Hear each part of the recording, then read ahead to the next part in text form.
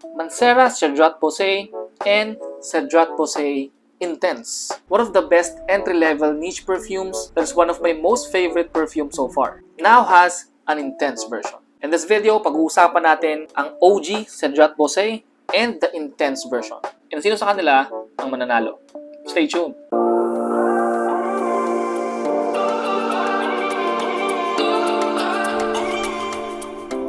Let's first talk about the OG. Since medyo matagal na sa akin tong Cedrat Boise OG, so naitapon ko na yung box, allow me to just use the box of the intense version because it's essentially the same thing. It's in a black box with some texture and may portion sa gitna na white, and dito nakalagay yung brand name and the name of the fragrance. If this is the OG Cedrat Boise, it shouldn't have the word intense, and it should be eau de parfum instead of extrait de parfum. Inside it is not yet the bottle because meron pa siyang pouch, which makes it look more expensive and special. The bottle looks so classy. It's a transparent glass bottle, and what I have here is a screw cap. Some batches are magnetic cap, so just take note of that, and the Mancera logo on the top of the cap. As you can see, this is an eau de parfum concentration, and the color of the juice is yellow, and it is 120 ml. Sa ilalim nakalagay yung batch code, which is 21D103C, which belongs to the 2021 year batch. And lastly, Mancera Cedrat Boise is a niche fragrance. Now, what is a niche fragrance? Niche fragrances meaning hindi siya galing sa mga designer brands like Dior,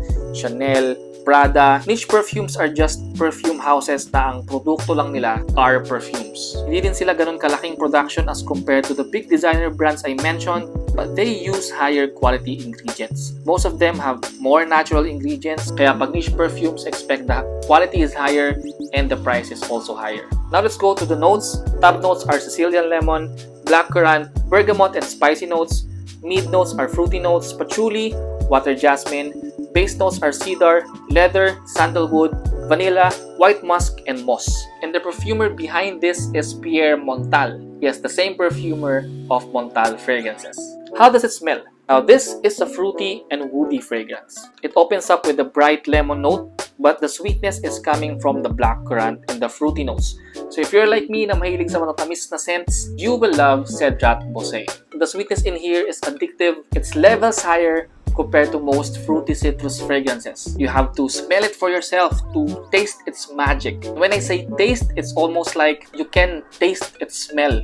Ganon ka totoo yung ibang mga notes dito, especially mga fruity notes. Then the woody notes in this fragrance is also great. I'd say 50% of the scent comes from being woody. Especially the cedar wood is evident in here. Pero may konting touch of vanilla to add some extra sweetness and some powderiness. There's a hint of leather as well to make it smooth and rounded. There's a hint of sandalwood, that's why it's a bit creamy. Sandalwood is a woody and a creamy fragrance note. So all those combinations are vital to create a beautiful base. So what we have here is one of the best fruity and woody fragrance currently in the market. Performance. Longevity is about 12 to 14 hours with a strong projection for the first 2 to 3 hours.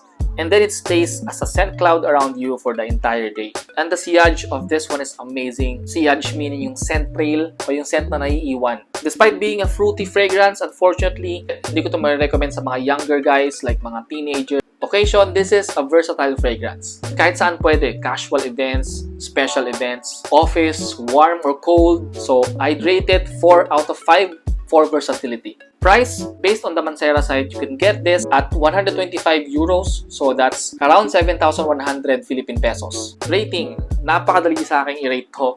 This to me is 10 out of 10. Easy, right? Without even thinking twice. Isa to sa mga example of a perfect fragrance in my taste. In my opinion, it has everything.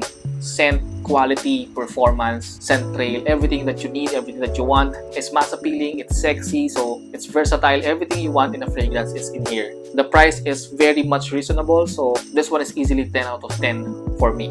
Let's now move on to the Cedrat Boise Intense. In terms of the overall presentation, they are 95% the same. Some of the few differences is my word na intense above the name, and it is an extrait de parfum concentration. Extrait de parfum is the highest concentration in perfumery, and based on Mancera, this is a whopping 45% oil concentration. You can also see na darker ang pagka-yellow ng juice ni Intense version. Another difference is the logo on the top of the cap.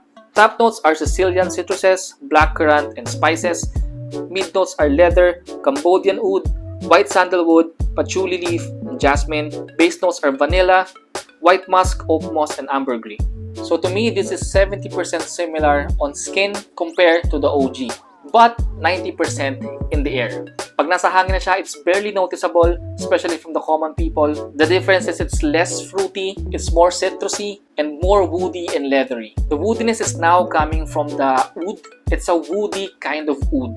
It's not maasim kind of oud. And I think that the oud and the sandalwood helps to make this a creamy, woody base. Tapos samahan pa ng leather to add more smoothness and elegance to the scent. Mas amp up yung leather kasi in the intense version. So mas elegante yung scent niya dito sa intense version. Excellent performance, longevity is superb. Again, probably around 14 to 16 hours, probably more. On clothes, we're talking about days on your clothes. Projection is more powerful, mas potent siya, mas stable yung kanyang projection, mas matagal siya mag-project, and mag-iiwan to ng scent trail everywhere you go. I think this is suitable to 30 to 40 years old men. To me, this is 3 out of 5 versatility because it's a bit darker than the OG. Price is 150 euros, which is about 8,600 Philippine pesos. And I would give it a rating of 10 out of 10. Easy. Okay? Just like the OG, this one is perfection. So this is easily 10 out of 10 for me as well. Now, what are the main differences? Obviously, is the juice color. Makikita mo na mas darker again yung juice color ni Cedrat Boise Intense. Second is the scent. Let me say, intense version is 20% darker, smoother, and more potent.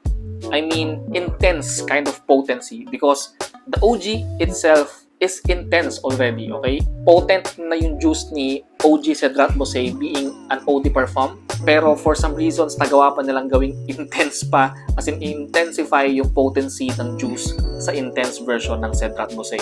So that's insane. Okay. Third thing is the performance. Another level higher when it comes to the longevity, to the projection, to the scent trail. Kasi I think mas potent yung juice ni Intense compared to the OG. Intoxicating yung scent trail ni Cedrat Boise because it's darker, it's more potent. Hindi ka pwedeng hindi mapansin ng mga tao sa paligid mo if you wear the Intense version.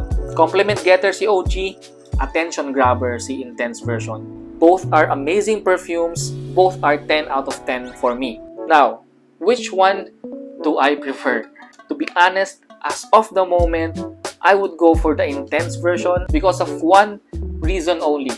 And that is, I just love the leather in here. Leather always makes a perfume smell elegant and expensive. Yan yung achieve nila dito sa Intense version. Performance, kahit alin sa dalawa, panalo ka. Scent, both are winners. In fact, in my opinion, owning both of them is kinda redundant. Because again, people won't notice a difference between the scent. But again, I'm okay to own either the OG or the Intense version. But for this battle, I'd give the slight advantage or points to the Intense version. If you guys like this video, make sure that you hit the like button, subscribe if you're not yet subscribed, and comment down all your thoughts in the comment section. Thank you guys again for watching. I hope to see you in the next video. Peace.